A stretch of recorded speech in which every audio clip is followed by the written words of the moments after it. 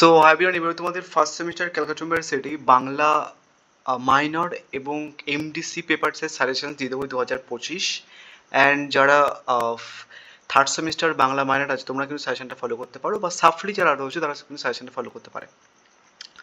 So আমি actually তোমাদের suggestion video post করার পর, মানে অনার্সের সাজেশন একটু তোমাদের তো সাজেশন ভিডিও অনেক আগে পোস্ট করে দিয়েছি, তো অনার্সের সাজেশন ভিডিও পোস্ট করার পর সেদিন যাতে 9K মতো ভিউ আছে, সো ওইটাতে একটা মেয়ে আমাকে কমেন্ট করেছিল যে এতগুলো কোশ্চেন্স এটাকে সাজেশনস বলে, কোনটাকে সাজেশনস বলে তুমি জানো? তারপরে অনার্সদের পরীক্ষা হলো, ইচ অ্যান্ড এভরি কোশ্চেন্স এই পিডিএফ থেকে এসেছে, মানে যেটা তোমাদের দিয়ে সাজেশনস বানাচ্ছি। তুমি চেক করে দেখতে পারো, ইভেন আমি তোমাদের দেখাচ্ছিও, কারণ তোমাদের প্রিভিয়াস ইয়ারের কোশ্চেন্সটা দেখাটা অত্যন্ত প্রয়োজন। কারণ যেহেতু একটা সিলেবাসের উপরে ওকে বলেছিলাম আমি যে একটা সিলেবাসের উপরে 4টে পরীক্ষা হচ্ছে, তো 4 ইন্টু হচ্ছে কি যে তোমার 3 3 6 6 দুগুণে 12, 4 48টা হচ্ছে কি যে প্রশ্ন হবে 5 এবং 15 মার্কস মিলিয়ে, সেখানটা আমি কোশ্চেন্স অনেক কম দিয়েছি। অ্যান্ড এই যে পিডিএফ, যে পিডিএফটা তোমাদের সাজেশনস বানাচ্ছে, এই পিডিএফটা থেকেই তোমাদের 4টে পেপারই হচ্ছে কি যে সমস্ত কোশ্চেন তোমরা কমন পাবে।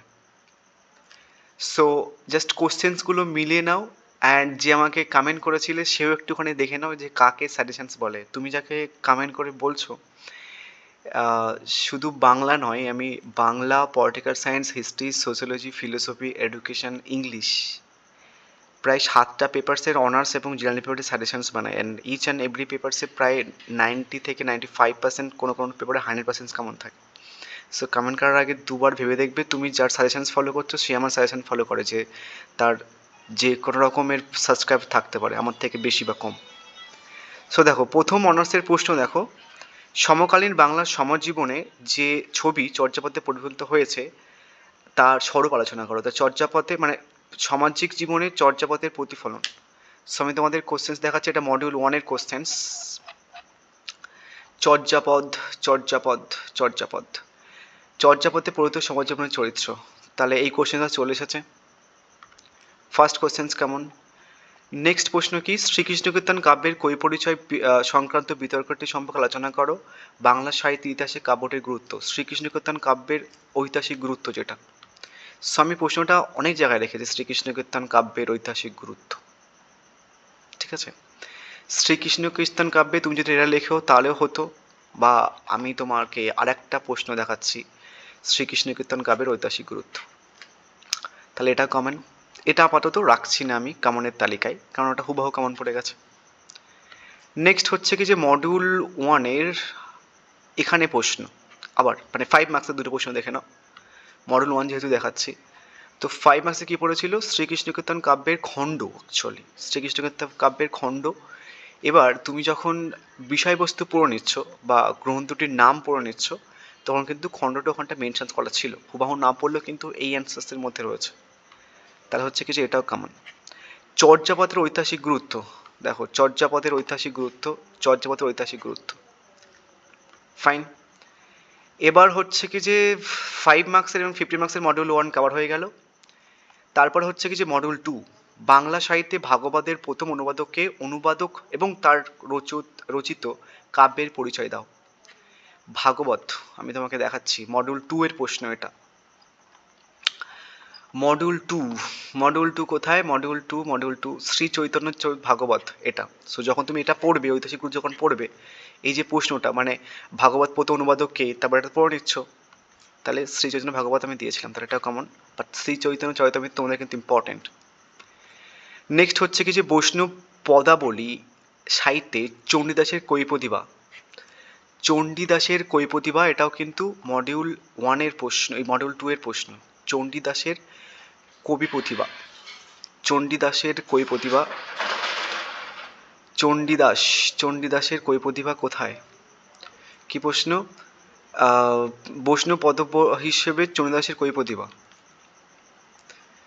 চণ্ডীদাসের কৈপ্রতিভা কোথায়? চণ্ডীদাস, এই তো চণ্ডীদাসের কৃতিত্ব, ঠিক আছে, বা চৈতন্য পরবর্তী কবি হিসেবে কবি চণ্ডীদাসের কৃতিত্বটা দিয়েছিলাম আমি। তাহলে হচ্ছে কি যে তোমাদের এটা common. So module 1 module 2 cover হয়ে গেল। মঙ্গল কাব্যের বৈশিষ্ট্য আলোচনা করো। সো এটা মডিউল 3-এর প্রশ্ন। সো মঙ্গল কাব্যের বৈশিষ্ট্য কোথায়? মডিউল 3 মঙ্গল কাব্যের বৈশিষ্ট্য, মঙ্গল কাব্যের বৈশিষ্ট্য। তাহলে এটাও কমন। ভারতচন্দ্রের সময়কাল লেখো এবং তার কৈপ্রতিভার মূল্যায়ন করো। ভারতচন্দ্রের সময়কাল এবং তার কৈপ্রতিভা মূল্যায়ন করো। ভারতচন্দ্র আবির্ভাবকাল এবং তার কৈপ্রতিভা। তাহলে এটাও কমন। সো এবার হচ্ছে কি যে 5 মার্কসগুলো দেখে নাও। কৃষ্ণদাস কবিরাজ এবং পরাগী মহাভারত। ঠিক আছে, 5 মার্কসগুলো দেখে নাও। কৃতিবাস, যেটা আমি তোমাদের 15 মার্কসের জন্য দিয়েছিলাম। তাহলে এই প্রশ্নটা কৃষ্ণদাস কবিরাজ, আচ্ছা কৃষ্ণদাস কবিরাজ, ওটা কৃষ্ণদাস কোথায় দিয়েছে একটা, বাট নর্মাল হচ্ছে এখন দেখানো পসিবল নয়, ওটাও দিয়ে আছে।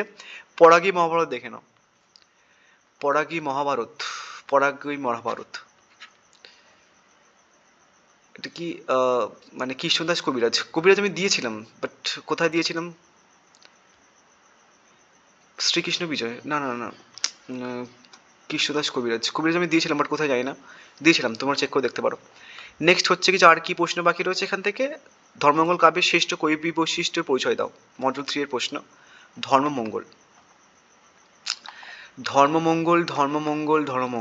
ধর্মমঙ্গল কি বলেছে? কাব্যের শ্রেষ্ঠ কবির কৈপ্রতিভার সংক্ষিপ্ত পরিচয় দাও। শ্রেষ্ঠ কবির কৃতিত্ব পরিচয় দাও, এটা দিয়েছিলাম। তাহলে এটা কেমন? শাক্ত কবি কমলাকান্তের কবি কৃতিত্ব। শাক্ত কবি কমলাকান্ত, শাক্ত কবি কমলাকান্ত। শাক্তপদের কাব্য সৌন্দর্য কবি, এটা কবি হবে, ঠিক আছে, কবি কমলাকান্ত ভট্টাচার্যের দক্ষতা পরিচয় দাও। বা কবি কমলাকান্তের কাব্য কৃতিত্ব, বা সরি কাব্য না, কবি এসেছে যেহেতু, কৈপ্রতিভার বিশিষ্টতা আলোচনা করো। So each and every questions হচ্ছে কি যে কেমন। এবার তোমরা কি করবে, নর্মালি কোন কোন প্রশ্নগুলো তোমরা পড়বে যারা এমডিসি আছো বা ফার্স্ট সেমিস্টার মাইনরে আছো, তোমরা কোন কোন প্রশ্নগুলো পড়বে? দেখো, ফার্স্টলি অনার্সদের যে প্রশ্নগুলো এসেছে একটুখানি স্ক্রিনশট মেরে নাও। হুবাহু যে কোশ্চেন্সগুলো পড়েছে সেই কোশ্চেন্সগুলো আর করবে না। হুবাহু মিনস হচ্ছে কি এখানটাই যতটুকু লেখা আছে, কি লেখা আছে? সমকালীন ভারত যে চর্যাপদের মানে মানে সামাজিক জীবনে চর্যাপদে প্রতিফলিত সমাজ জীবন, এটা আর করবে না। চর্যাপদের সমাজ জীবন করবে না, বা চর্যাপদের অন্য প্রশ্নগুলো করবে, যেটা সাজেশনসের মধ্যে আমি তোমাদের বলে দিচ্ছি কোন কোনগুলো করবে। তাহলে এটা আগে করবে, আসেনি যেহেতু। নেক্সট হচ্ছে কি তোমার শ্রীকৃষ্ণ কীর্তন কাব্য ঐতিহাসিক গুরুত্ব চলে এসেছে, এটা আপাতত করতে হবে না, বাট দেখে যেও, এটা করে রাখবে মোস্ট ইম্পর্টেন্ট করে। যেগুলো স্টার মার্ক করছি দেন সেগুলো আগে করে রাখবে, দেন তারপরে এইগুলো পরে করবে যেগুলো অনার্সদের চলে এসেছে।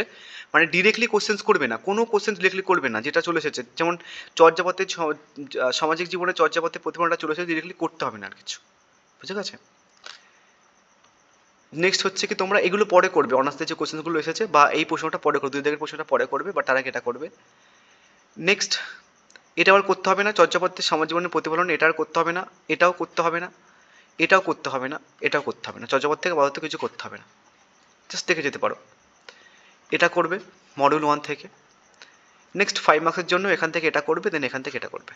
Simple, clear? একটুখানি স্ক্রল করে দেখে নেবে যে কোন কোনগুলো বলছে। মডিউল 2 থেকে মালাধার বসু করবে, বাঙালি সমাজ জীবন জ্যোতিদেবের অবদান করবে, অনুবাদ এটা করবে। এটা হচ্ছে কি চণ্ডীদাস, যেহেতু এই দুটো প্রশ্ন পড়ে গেছে, তোমরা এই প্রশ্নটা করবে এখান থেকে।